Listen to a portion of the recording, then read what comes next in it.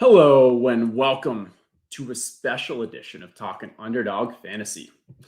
This week we're mixing it up a bit and no Battle Royale drafting today. We are focusing solely on playoff best ball. For starters, obviously, that's hey, if you're new to Underdog Fantasy, sign up for an account using promo code ETR, get that deposit match up to $100. That's what we're going to be talking today. We're going to be talking Underdog Fantasy, playoff best ball. We have already had 2 tournaments fill on there. There was the way too early wild card. There was the wild card. We now have the gauntlet, which is the large one with $1 million in prizes. There are also the mittens and the big mitten. So this is definitely the season where, hey, if you are out of the regular season of your fantasy, if you're best ball, you're just in the playoffs. If you are just trying to find one of the most positive, one of the most plus EV opportunities, it's definitely playoff best ball. Let's first we'll kind of rehab kind of what is out there, what you should be thinking. I don't want to make this too much of a strategy show just because that already exists. We've got articles, rankings, everything. Today, we're really going to focus predominantly on actually doing some drafts, answering your questions in chat, and we'll see where this goes. But from a refresher, so if you're not familiar, what this playoff best ball is you're going to be drafting 10 players. You're going to be competing against 5 others in the first group, so 6 people on a draft. On your 10-person team, you're going to have a quarterback, a running back, a wide receiver, 2 wide receiver tight ends, and 1 flex spot have to start each week. And how you fill up your team with those 10 spots is up to you. Each round, you need to score as many points as possible and advance past that round. It is not cumulative throughout the entire playoff. So each round is its own little silo, similar to with full season best ball in the playoffs, where week 15 is, separate from 16, separate from 17. Today, we'll probably do 1 gauntlet, 1 mitten, because there's a little strategy aspects that's different for each of them. Right now, the main difference is how you advance out of the first round. For the gauntlet, you have to get first out of 6. For the mitten, you can get second out of 6. The top 2 there will advance. And specifically, when we're talking through how do we deal with the 1 seeds, that's extremely important. Because if you're going to go heavy on one of the 1 seeds that has the bye, it's substantially harder, obviously, to get out of, to win your league in that first out of 6. If you only need to finish second out of 6, you've got that extra out. So we'll do that. We'll talk through. To get a deeper dive on the strategy, head to the ETR site. I have an article that basically each year I keep continuing to refresh with what I've learned, some things that I've seen from the previous year, obviously kind of allocating it for, adjusting it for this year with the players, the teams, strategy for this year. So definitely worth reading. Take a look at that.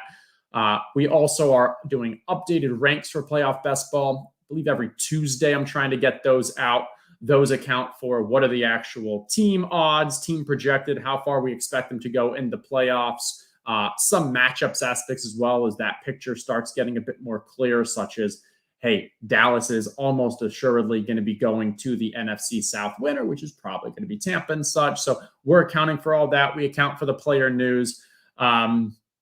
And that's kind of helpful. I wouldn't definitely use that as much as a Bible or as much as we use projections in DFS, because there's still far more from a strategy aspect and making sure that you're accounting for scenario-based drafting. If this is the Super Bowl I'm expecting, how do I make sure that I plan accordingly, etc., all of that. And then let's see, Leone and I did a podcast talking through the strategy on Establish the Edge. So another thing that's worth checking out, that's definitely more of the macro high level strategy that I think when you're jumping into these, start off with the article, start off with that podcast, you leverage the rankings, and then just start getting your hands on some of these drafts. And that's what I'm hoping for with today. So actually last night, kind of spur of the moment, jumped on to a ship chasing with Leone, Gretsch, and Pat Crane, because they were doing some playoff best ball drafts. And it's just the most fun kind of to talk through, different strategies, different perspectives that we have, seeing some of the comments in the chat, hearing how, dumb or smart we might be from the chat as well. All the fun stuff. All right, so for today, I will be just going to jump into a draft or two. And then, as I said, yeah, feel free, jump into chat if you do have questions. Happy to answer those. I want to make this particularly as interactive as possible, because for a lot of people, this is the first time that you're doing playoff best ball. You are maybe just starting off at these. And while I think once you get the hang of it, it's pretty simple. Not simple is not word, but like it's not the hardest of the kind of DFS best ball kind of games because of the smaller draft pools up. But I will say it does have the most, where you have to spend that initial time to really grasp and understand the high upside and what you're drafting for. Unlike if you jump in a battle royale with no prep, you can very easily understand, like, okay, I'm going to draft the best plays. Maybe I grab a one-off or such. Like, there's a little more strategy aspects that we talked through. Okay, on that note, I am going to hop into a draft, and then I'll jump into, I see Jesse has a question here, so I can take that one and go from there.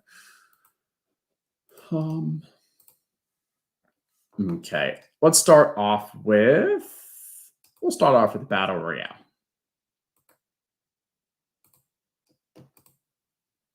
No, I don't want a battle royale. I completely forgot. Oh, shoot.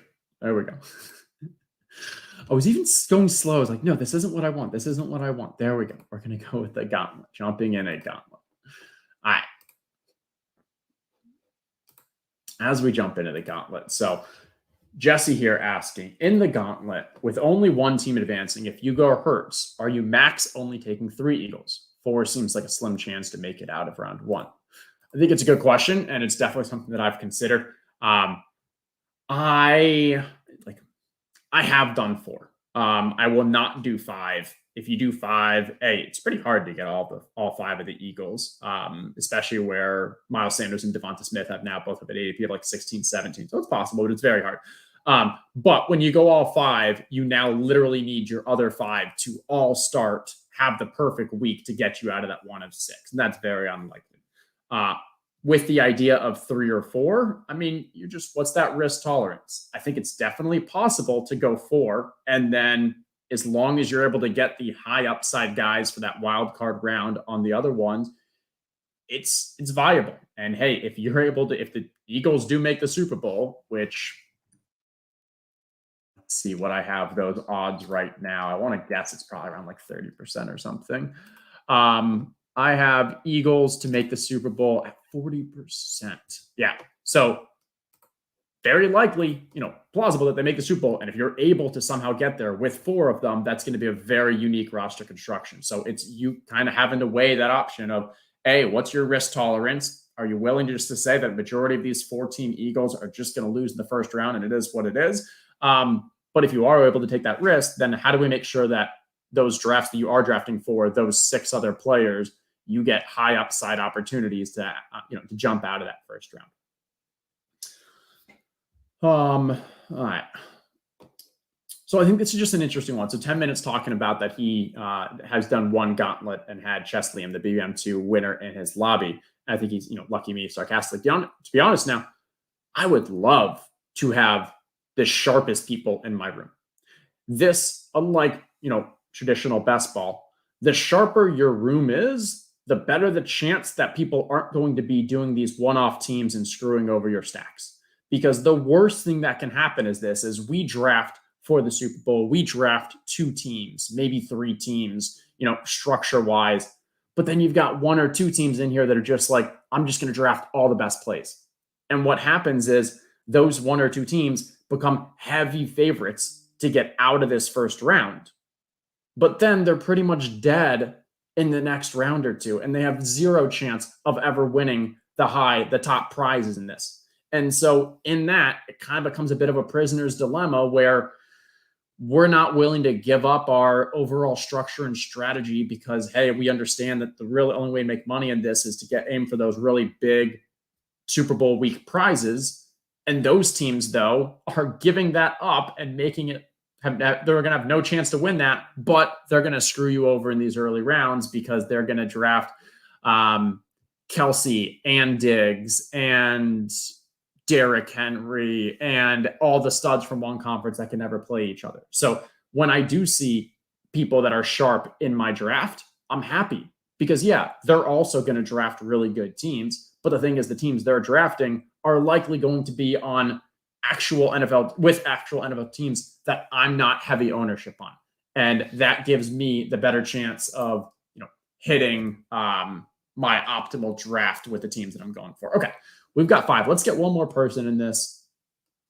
Got a lot of people we got a lot of people watching this. We can get one more to come join us. As I said, this is the sharpest time to draft. And this isn't from like hey, EV of I'm streaming and I'm not doing well, but it's you want to be jumping in these so then we can all focus on our teams and have fewer chance of having that just one off the playoff Grinch, we'll call him or her. All right, there we go. We are filled up.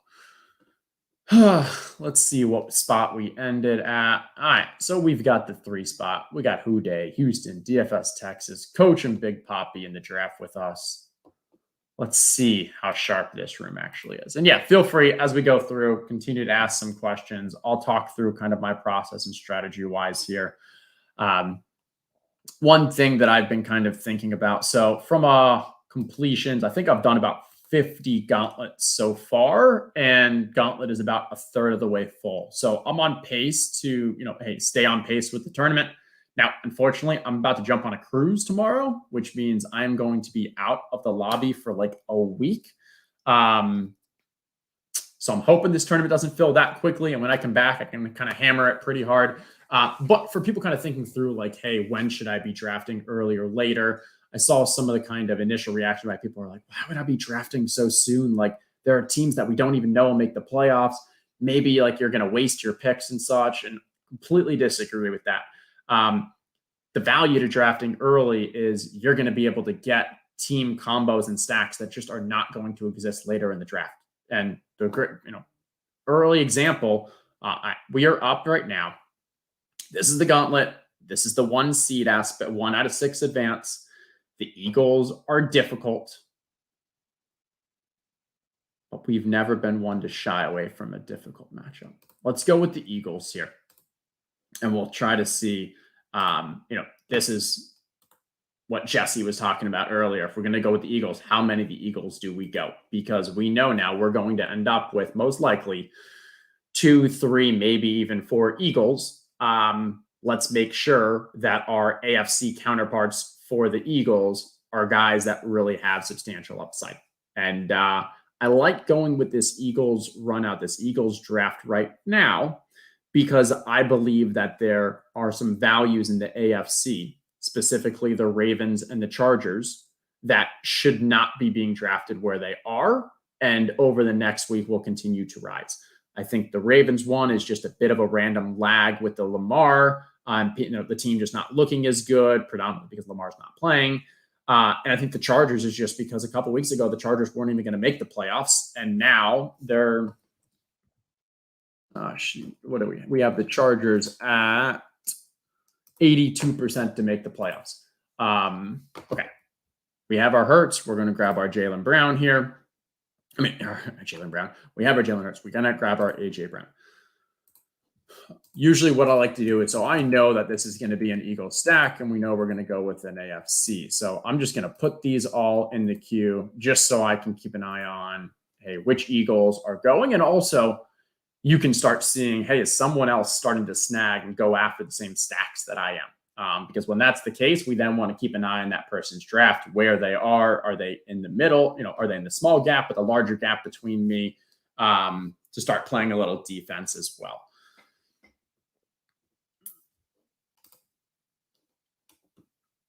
Alex asking, do I upload rankings from ETR or do I just use default ADP when you draft? Good question. I've tried both. Because I spend so much time on the rankings, I really have them pretty much memorized in the back of my head, so that it makes more sense for me to just use the ADP, because then I can get a better feel for like where others might draft those players. And so much more of this is less of the actual projections and more of kind of scenario based. So for me, I stick with the ADP, but I would say the rankings are very important for you to get a feel for what teams have value and where there are maybe some one-offs that you want to add as complementary pieces later on. So good question though. I've tried them both. See which one feels better for you. My optimal would probably be ADP as the rankings, but then on another screen or printed out or something, you have the ranks that you can kind of keep track of as the draft goes. Okay, so we've got 3 Eagles. Now's the time to start planning for what are our AFC teams going to look like. We know we're going to have a Hurts, AJ Brown, Devonta Smith. We did not get Miles Sanders, which means we need to put a bit of an emphasis on grabbing at least one, maybe probably 2 AFC running backs here. I just don't have nearly enough confidence in Kenneth Gainwell or Boston Scott to deliver me enough value to carry that running back position through the early rounds. And probably would honestly need like a Miles Sanders injury for Kenneth Gainwell to truly get there. All right, Jay Steele asking, you don't want to go heavy on the teams with first round buys, right? So Buffalo or KC with the Eagles would never survive the first round. So how do you get exposure without losing first round? Good question.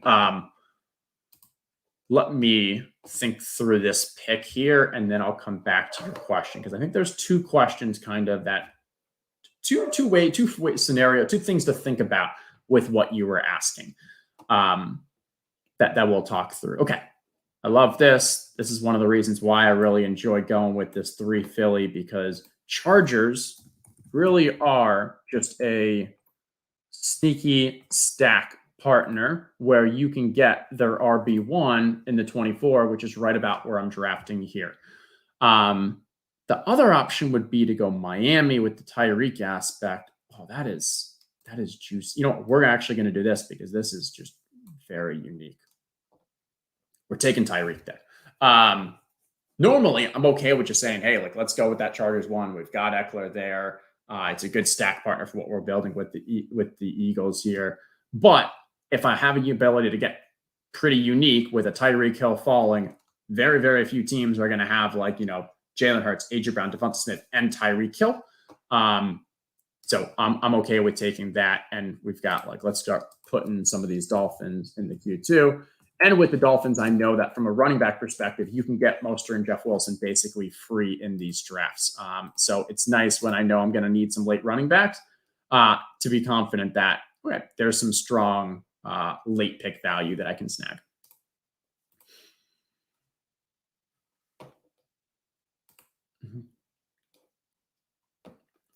All right, I'll still get to the questions. I just want to get this one pick in, and then I'll circle back around. Alex's question real quick. How many teams do you still have left in the BB Mania 3? I've got 5 teams. 2 of them are hurt stacks. One of them is a full onslaught with the Raiders. One of them's a full onslaught with the Jags. Okay, there we go. Eckler went there. I was considering maybe I'd still go with kind of the Chargers if Eckler fell back, but without that, I'm going to grab the Waddle. Yes, I can only ever play 3 wide receiver tight ends, which makes this a bit of a luxury pick for the Super Bowl. But I'm okay with that, especially because in the first round, I really need at least 2 because we're not going to get any points out of these guys. So Tyreek, Waddle, giving me some strong aspects there. I will have my ideas on a running back or 2 that can maybe get me out of the first round. Because yes, hey, Mostert, Jeff Wilson, they're fine running backs. If we get to the Super Bowl, then, having them versus Miles Sanders, I'm okay with that. But when you're comparing Mostert, Jeff Wilson to CMC or some of the other elite guys from that wild card round, it's an uphill battle. So that's why I'll probably want to consider some one-off spots here. Derrick Henry's maybe someone will consider, but they're only about 45, 46, something like that % chance to make the playoffs right now. Just a ugly run out. And especially if, they lose to Houston this week, which Houston's look good. Malik Willis at the helm for Tennessee. I think they're missing 3 offensive linemen. That could be an ugly game. Tennessee legit could lose their playoff shots this week with Houston. We'll see. But there's still some guys that we like here, so we'll be okay. Goddard is coming up here where it's like, hey, we were talking about earlier, should we consider the 4 Eagles?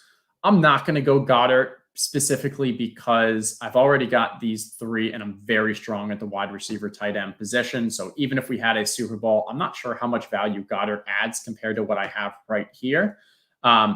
If I would have gone Miles Sanders instead of Devonta, unfortunately, Miles Sanders went a couple picks before, I would have been more open to it, but still probably would have passed because I have Tyreek and Waddle here.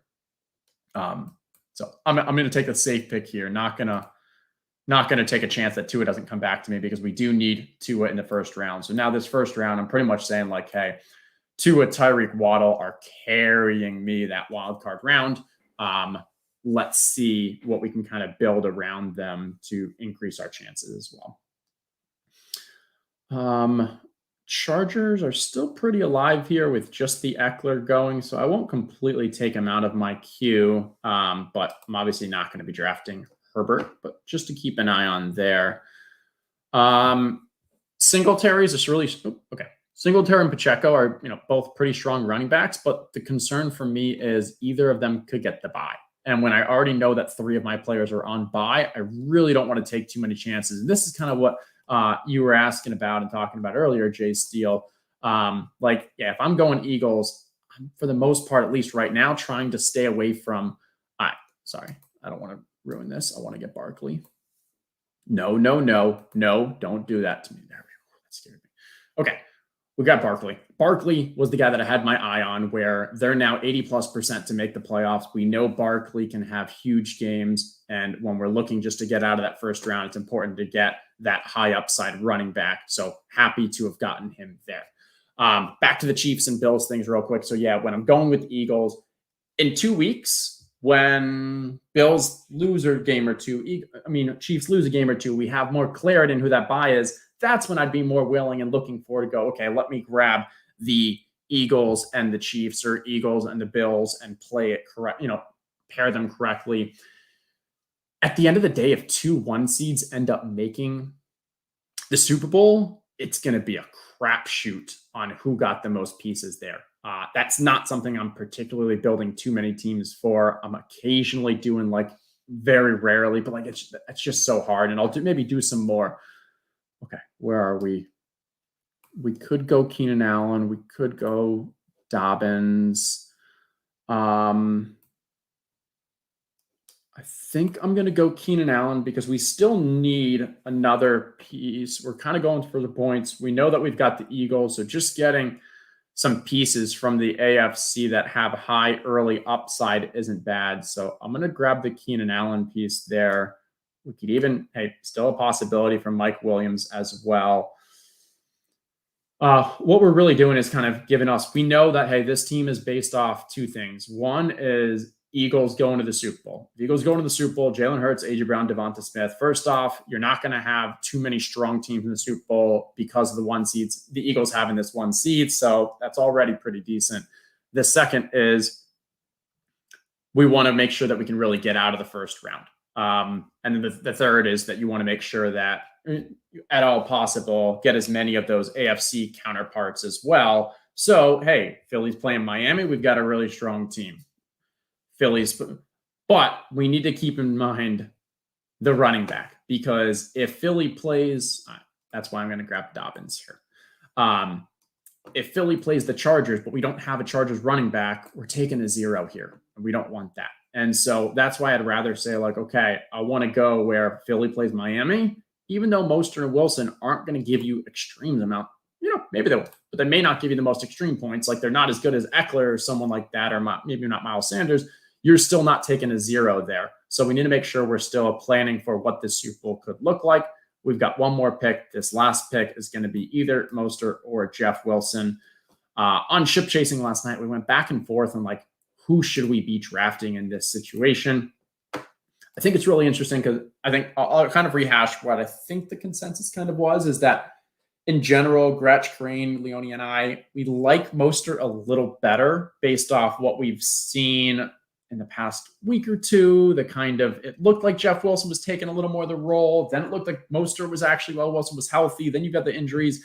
But it's really not sure. But I'd want to lean Mostert 55-45, something like that. But there's a game theory aspect to this, that Mostert is being drafted in these Dolphins teams a lot more than Jeff Wilson, because look at the ADP. And so if we're talking Super Bowl and uniqueness, and you need to beat out 156 other people to get to the top, maybe a unique piece is actually better, even though we think Mostert is the play. This is kind of like the Samaje Perine, Chris Evans, argument that I was pushing for Samaje Perine at the beginning of the season. Even though I thought it was pretty 50-50, the public was very strong on Chris Evans, so I went with the Samaje Perine. And that's why I'm going to go with Jeff Wilson here, just because the public seems to be more on Mostert right now. His ADP means he's not being drafted nearly as much. And there's our final draft. I'll review the team. I'll take a couple minutes to go back through questions, because I know I've been ignoring them as the draft was playing out. But let's all right, let me make sure you all are able to see the right screen. No, all right, I'll do it from there. Okay, let's take a look at this draft board. The draft board. We're going to take a look at my individual team. So as we talk through now, we have the Jalen Hurts with the A.J. Brown, Devonta Smith. Those are our buys. Those are the, we know it's going to be a good Super Bowl if it gets there, but we're not going to get any points from them. So we're counting on Tua. If Tua is going to have a big game, then Tyreek and Waddle highly likely are as well. So that gives us 3 strong pieces, assuming the Dolphins have a good game. We're then looking for at least 1 running back to put up some points, and then 1 other flex. So between Barkley and Dobbins, I'm pretty happy with at least one of those performing well. And then it's the other one, or Keenan Allen, putting up those flex points for us. Could also be Jeff Wilson. Who knows? But fully accepting the Jeff Wilson pick from me is more of setting us up for the Super Bowl. If we end up getting that Eagles-Dolphins matchup, I don't want to take a 0 at running back. Okay, that was a lot there. I'm going to pause. We'll enter another mitten in a few minutes, but first, let's go back through a lot of these questions. I definitely don't want to be ignoring them. All right, I'm going to try to put a bow on the one from Jay Steele earlier, where he's talking about, like, you don't want to go too heavy in the teams in the first round buys. For me, I think it's an ebb and flow. It's a pros and cons. It's a, hey, upside with downside. And how many other kind of just opposites I can throw in there from phrases. What I'm saying is, yes, if you draft too much from the ones with buys, you are not likely to make it out of that first round because of the 1 out of 6. But you also have to understand that that's the case for everyone. And that means that there's going to be very few Eagles teams that actually are making it just to the second round. And so if you are able to make the teams that structurally are well prepared to advance out of that first round, which is what I think I just did there, which is what I've tried to do there, then we're actually creating a pretty strong case for, if you do, you can draft the first round buys, but do it correctly. It's one of the reasons why I'm a little cautious around the Bills and the Chiefs. One argument is, well, here's the thing. I don't think either of those are at a discount for what we're seeing with the buys right now, because I think once we know who has the buy, I don't think like the other one's ADPs are going to rocket up or anything. Like Allen and Mahomes are already going 1-2. Kelsey and Diggs are already going like 5-6, 5-7 or such. So I've actually stayed a little away from them more recently until I get clarity on who has the buy. And this isn't a being scared to draft thing. This is I want to know how I should be building those teams, because I think that I have an edge in that capacity. So when I hear that the Bills get that first buy or the Chiefs have the buy, I'm happy to lean into them then, when others maybe are then fearful, similar to what we see with the Eagles. But when I draft them, I then know, okay, I need a second QB. I need to go with guys that are going to get me out of the first round. Versus the others, when I know that Josh Allen doesn't have the buy, that he's second, I don't need that second QB. I don't need to focus as much on kind of one-off pieces to get out of the first round, because I'm going to have the Bills to carry me. So that's why I'm fine with drafting the Eagles now, because I know it and I know how to play for that. The Chiefs and Bills ones, I'll probably be doing a lot more of those as we get closer to the season. All right. Let's see. Any other questions? Yeah, Derrick Henry has been going late, but I mean, he's only 45% or so to make the playoffs. Like, that's tough. And then when you do make the playoffs, like in a game he loses, I mean, yeah, his target share, it's been fantastic. He had more than 10% target share last week. But like the Tannehill thing, that's really scary, especially now with Malik Willis. Like, I'm scared of Tennessee. I'll throw that out there, which stinks because I love Traylon Burks and I was drafting him earlier as one-off piece. But with Malik Willis, I think it's dead. Doing regular fantasy questions. Nah, probably not. But if you have one, feel free to shoot me tag me on Twitter or something. And if I get some time, I'm going to be driving today, but I could probably take some time later. All right. Do you prefer to be even AFC, NFC? Would stacking one conference be viable? I'd say overall I'm fairly even. I'm not quite sure what you mean by stacking one conference. For example, it wouldn't make, like, I don't ever want to have Travis Kelce and Stephon Diggs on one team, because for me to do that, I'm guaranteeing that one of my first or second round picks won't be in the Super Bowl. So now I've taken a luxury pick way too early in the draft. And so, like, I don't know. You don't really want to stack one conference because you're trying to create the best possible Super Bowl. And if you're stacking all of one conference, you're guaranteeing that some of those players aren't going to be in the Super Bowl. My most common roster constructions are one of two things. It's either full onslaughts on two teams with maybe some one-off pieces here and there, or one team from one conference and two teams from the opposite conference, with the QB is the one with the one conference. So in that scenario, I know that, hey, I'm making a bet this team makes a Super Bowl, and now I've got two strong teams on the other side that can help me get to that final round and hopefully kind of, nut out that Super Bowl matchup. Are you typically building with 4 to 5 teams if your main team is projected for the bye, or is this how that draft played out? I'd say normally I'm trying to go with just those 3 teams with the bye. So like if I have the Eagles, I'd probably, if I would have gone Chargers have Eckler, Herbert, Keenan Allen, Mike Williams. So that's 4 guys there. We had the 3 from the Eagles. So that leaves 3 left over. Those 3 left over, I could have grabbed Andrews, Dobbins, Demarcus Robinson and said, I'm going to go with just an Eagles and then the Ravens, Chargers from the AFC. I could have also said, okay, I'm going for the Eagles, Chargers, Super Bowl, and I've got 3 more pieces that I'm just going to use as one-offs just to help me get through the wild card round. So even though this draft had players from 4 to 5 teams, I wouldn't call this a draft with 4 to 5 teams. I would say that this is a really playing for Philly, Miami Super Bowl, but then getting a couple one-off pieces to help me get past the first round, and the Dobbins and the Dobbins is like a, hey, one-off. If it is a Ravens Super Bowl, then maybe you get a little out there. But really, this is an Eagles Dolphins stack with some one-off pieces. What's your opinion on Jags Lions one-offs with your Philly teams? For me right now, I'm staying predominantly away from the Jags and Lions. Reason why is because in past years, I have seen that these teams that are not likely or close or maybe to make the playoffs in that 40% range or such, unless these are teams that we are really bullish on and we think they will make a run in the playoffs, they don't actually change their ADP that much, even when we know they make the playoffs.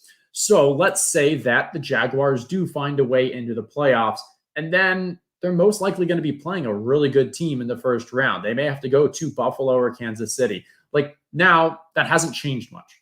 And so why I'm saying this, Lions might be different because maybe you go to Minnesota and we're not scared of that. Who knows? We can discuss in a second. But why I'm saying this is if I draft them now, I'm taking on risk that they don't make the playoffs, but I'm not getting upside in maybe what I'd be able to get in a week or 2. So I'd rather just say, give me a week or 2. Let's get some more confirmation that they make the playoffs, because I think those players are still going to be available in the 8th, 9th, 10th round. unless you believe that, no, the Jaguars or the Lions make the playoffs, and now Amon-Ra St. Brown and ETN and Christian Kirk are going to move into the 5th, 6th round or something. If that's the case and you believe that, then it does make sense to kind of start drafting some of them now because you're getting value in the case they make the playoffs. But if you don't believe that, which I don't, then you're taking on an unnecessary risk that in a week or two you can build the same team but without the risk, if that makes sense. Okay, let's do 1 or 2 more questions. Good drafting with you as well, Houston. How important do you believe it is to be possibly different at the end of drafts, primary stacks? Yeah, so in my article, I touched on this a little. It depends on the team that you're looking at. Let's use the Ravens versus the Bengals as an example. Bengals make the Super Bowl, and I mean, our skill players are Joe Mixon, Samaje Perine, Jamar Chase, T. Higgins, Tyler Boyd, maybe Hayden Hurst.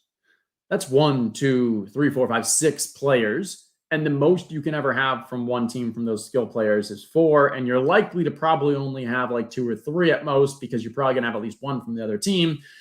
So if I'm looking at someone who is off the board as a Bengal to get a one-off, well, the chance of that person really making it in above all the others in the Super Bowl, it's kind of thin. But if we're talking Ravens, all right, Ravens side, you've got Lamar's the QB, you've got Dobbins, you got Mark Andrews. Maybe you have Demarcus Robinson, maybe you have Sammy Watkins. Like, there's a more clear path to a one-off on the Ravens being necessary in a Super Bowl matchup. So that's where I'd consider, like, hey, which of these one-offs should we do? Because in general, I love the idea of one-offs in this. And I mentioned this on the Established Theatrical Leone a little, is when we think of one-offs in best ball, if you a game there you go, I think I maybe use like Quez Watkins as an example, where Quez Watkins in week 17 goes 2 catches, 60 yards, and a touchdown. That's going to be what? 6, 12, 13 fantasy points. That's good. But like, is that enough to really win you the BBM against like the other 400 or so teams? Probably not. But in the Super Bowl, if you have Quez Watkins and he goes 2 for 60 and a touchdown, not only is, yes, that's 13 points, but it's also points that another wide receiver on the team isn't getting. And maybe that game was actually a low-scoring game and the score was only 17-13, and now Quez Watkins is actually the first or second highest wide receiver, and now you need him.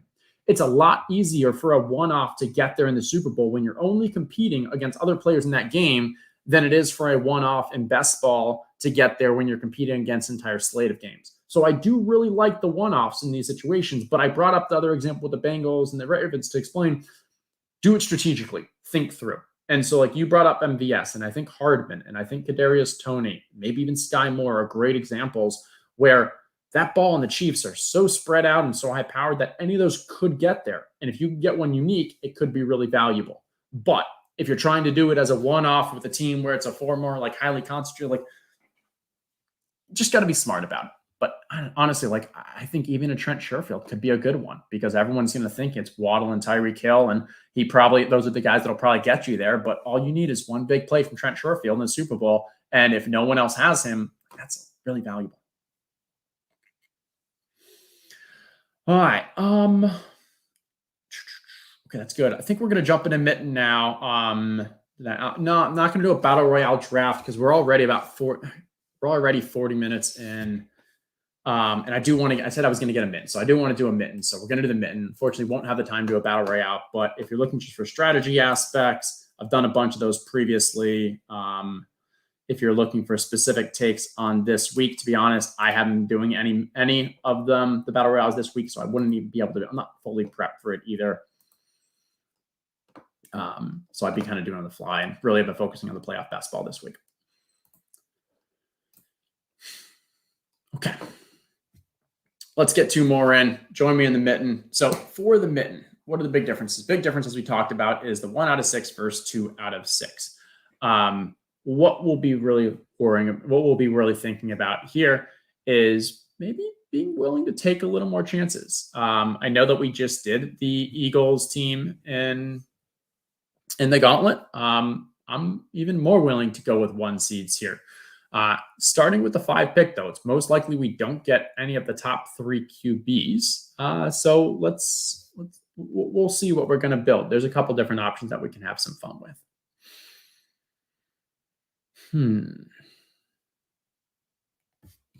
Okay.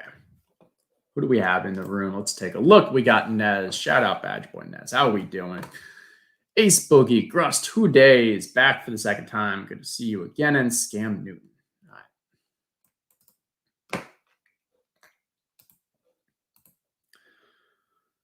What have other people been kind of thinking about the structure? I know it was interesting that Underdog for the Mitten kind of put out a poll on Twitter asking people what they thought for 1 out of 6 versus 2 out of 6, top heavy versus more like flatter payouts.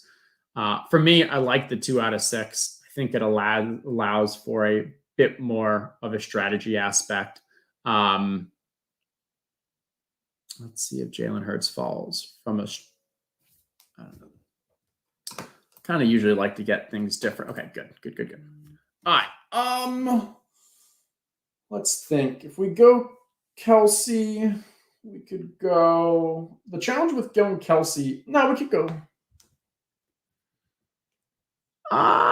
Let's go. I don't love Kelsey. I like Diggs more, to be honest. But I know Diggs has that. Let's go with the Diggs because Buffalo's a little more likely to get the bye. But hey, with this being the Mitten, we're willing to take a little more chances here. Now, the only thing we're hoping is that Scam Newton doesn't go Justin Jefferson and CeeDee Lamb. No, there's no reason he should be going with both of those, to be honest, because, hey, same conference. He goes with the Cincy stack. Thinking through which one I'd rather do here, the way that ADP is kind of lined up, if Dalvin is 17, which falls right here, so I could likely get the Jefferson. I could likely get the Jefferson and the Dalvin. If I go CeeDee Lamb, I'm not going to get Pollard, and then I'm also at risk that the person who grabbed Pollard goes Dak, and because Josh Allen's already gone, it'd be really unfortunate if I go CeeDee Lamb here and I don't get Dak, because I'm leaving myself really with 1 out. And then if I lose Dak, I'm now having to bring in another stack from one of those 2 conferences to get the QB. And either CeeDee Lamb or Diggs has now become a luxury pick way too early.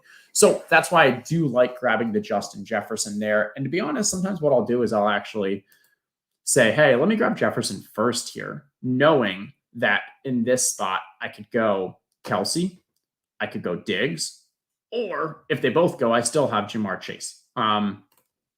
Just things to think through as you're going through the draft. So let's start off by getting our queue ready. All right. Dalvin, Kerr, Hawkinson, Thielen, Osborne. It's usually as deep as I will go with these. On the other side, we'll go Gabe, Singletary, McKenzie, James Cook, Dawson Knox. Haven't really been taken too much outside of there. I know Nyheim Hines had that touchdown the other week, but just haven't had the need to go that deep there. Okay, we'll grab Dalvin. As we said, we're now setting ourselves up for a pretty strong Minnesota-Buffalo Super Bowl. And if Buffalo gets the bye, we're also probably going to be in decent shape because our QB is going to come from the NFC with Kirk Cousins. We currently only have 1 Bill. We'll probably end up adding at least another 1 or 2, and then we'll see if we throw in a second AFC team. And do we want to go with Miami again? So I personally have not been getting too much Gabe Davis. I think he's too expensive. His ADP earlier was even higher. It was around like 13, 14, and it was purely because Josh Allen was going number 1 overall, and people wanted to stack with the Bills, so they would grab Gabe Davis. People have kind of corrected on that, and Gabe started falling a bit, but I do think he's still overrated if you look at our rankings.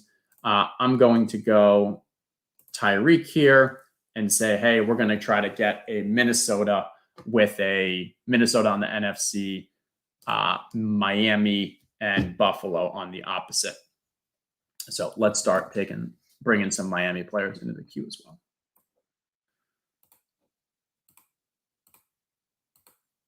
Okay.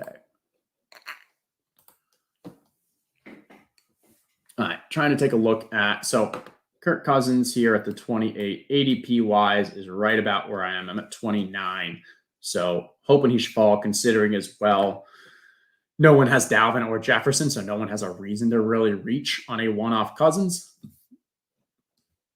If he doesn't fall to us, though, we can then say, hey, we have a backup play now of grabbing Tua. Yes, we lose out on the Stephon Diggs aspect and any chance of the Buffalo Super Bowl, but it's better than nothing. But yes, we would much rather have the Cousins so we can get the NFC side locked in and then some more optionality on the AFC.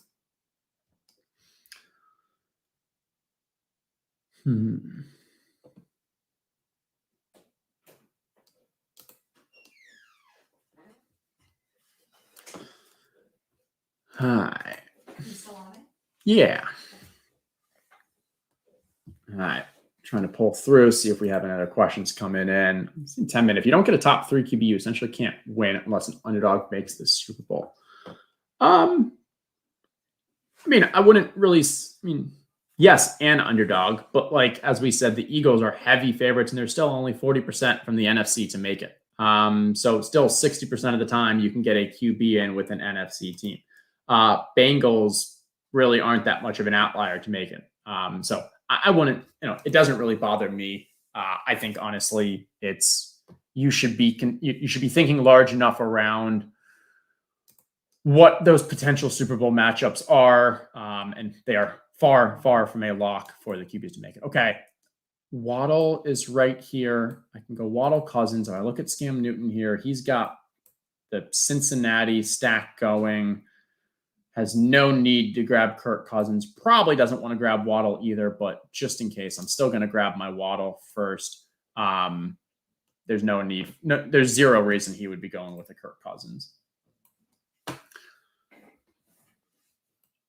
And again, that's one of the benefits of drafting with sharper people. And you can tell Cam Newton is definitely a sharper drafter. He's going with that Bengal stack. He reached a little early on to make sure he got it with the 6-7 pick, which was good. And then he's going to be going for that. Yeah, he grabbed Zeke. He's got Gallup, so he's going for the Cincy Dallas. And maybe he throws in some other one-off pieces, but he's more likely to throw off a Waddle one piece than a Kirk Cousins one-off piece.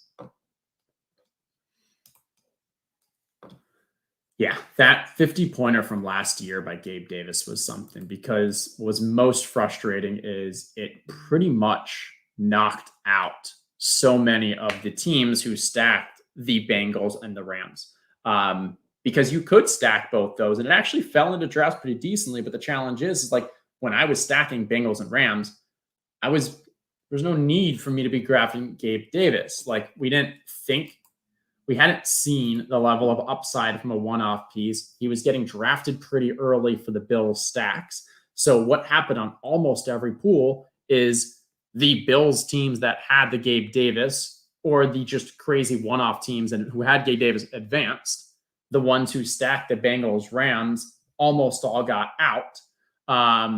And that led to the Super Bowl of like, hey, you are a bit disjointed. For one of my way too early wildcard teams, or no, it was the wildcard team, I ended up getting a full stack of those teams through, but it wasn't like a full onslaught. So I think I had 6 guys from the game in it, but I didn't have Odell. So I ended up losing by about a half a point in that matchup. But like the Gabe Davis thing is interesting. And hey, if you again have one player who puts up just such an absurd number that it doesn't matter who he's on, what the stack partners are, and things like that. Just something we got to kind of deal with. Okay, taking a look at our team. We have our Cousins, we have our Cook. We've got Diggs, Jefferson, Tyreek, Waddle. So we've got strong matchup. Like even if you just look at Cousins, Cook, Jefferson, Tyreek, Waddle, that's a great Super Bowl matchup. Bills is probably something I want to get a little stronger. Maybe this is where we grab a James Cook. Dawson Knox could be a possibility.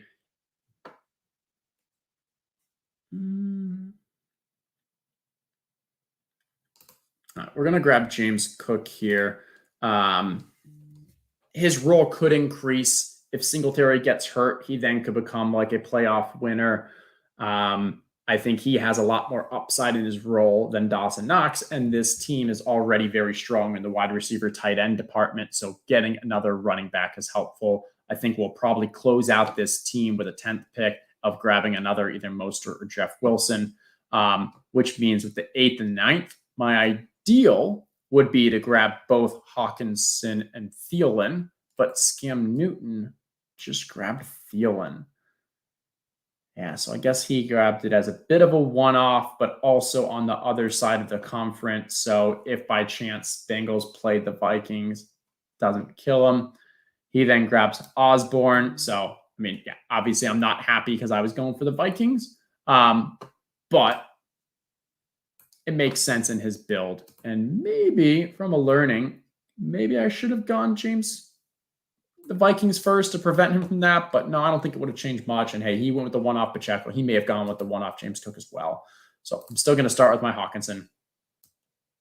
Grab that. And we can see I could have also gone with the Dawson Knox in that spot, and then maybe Hawkinson would have fallen to me. Possibly worth considering. But one thing to kind of think through when you've got those kind of decisions are, in this team, I need the Vikings to make the Super Bowl. So I'm only alive when the Vikings make the Super Bowl. So 100% of the times this team is live, that means Hawkinson is also playing in the Super Bowl. On the other side, at the AFC, this team is live with Buffalo or Miami making the Super Bowl. So no, it's not a 50-50 split. It might be 70-30 or something, but there is a non-zero time when Dawson Knox would have been worthless to me in the Super Bowl because Miami made it instead. So that's where I'm usually going to lean a bit more when I only have the one team in the conference because I'm already making the assumption they make the Super Bowl. So there's that built-in guarantee for that player. Okay. Wrapping up. We got a couple more picks. If the Titans or 49ers made the Super Bowl, you wouldn't necessarily need the quarterback. I think you still need a quarterback. I get what you're saying. If the Titans made the Super Bowl, that means either Tannehill somehow came back or Malik Willis somehow became a very good either rushing QB or something. So I'd still want them. And then 49ers, Brock Purdy's been perfectly fine. And maybe Jimmy G will be back for that. So that's still at least 12, 15 points or so that you're probably expecting out of the QB. It's going to be hard to win if you don't have the QB in the Super Bowl. Honestly, it's going to be hard to win or even finish up high if you don't have a QB, a running back, and then 3 other QB, running back, 2 wide receivers, and your flex spot all available for that Super Bowl. All right, we're coming down here, seeing if there's any kind of one-offs that I want to consider. I know we're going to grab the Mostert or the Wilson. We could go with both of them for the 2 running backs, give us a little more fun there. I'm not going to go Trent Sherfield just because we're really strong at the wide receiver position, tight end position in general. I think what I'm honestly, okay, he went Tua. So I was going to go with Tua. Interesting, he went Tua. I guess he really wanted to lock that in. Could have gone Herbert as well. I guess he likes Tua more, or Uday just wanted to rub it in. All right, we're going to start off with the Mostert. I would have liked Tua just for, Cousins isn't providing you that much, weekly projection upside. So getting another one with Tua, especially when we have these, would have been nice. I'm kind of considering Justin Herbert here. Gives me a little extra chance of advancing in the early rounds. And how much more important would that be versus the Jeff Wilson? It's a tough choice here. That's why I really wanted the Tua to fall. I still think I'm going to take the Herbert, even though it's a naked Herbert, doesn't have any stack partners. This is more of just a luxury pick to say, hey, I'm hoping Herbert can kind of help me advance a round or two throughout. Okay. Well, thank you everyone for joining. That was fun. Appreciate the questions, appreciate the comments and everything. If you do have any others, as always, feel free, tag me on Twitter at Justin Herzig. And as always, I know I ask you this and I really appreciate it. If you have the chance, take a minute, just go on the YouTube or the YouTube or wherever it is. YouTube is the only place where it is right now. And just leave a comment. Just let us know that you appreciate these. That's what allows, gives the upper management the idea that, hey, Justin's actually should keep coming back and doing these. So appreciate that. Thank you as always. And enjoy your holidays. It is December 22nd. It is middle of Hanukkah. Christmas is 3 days away.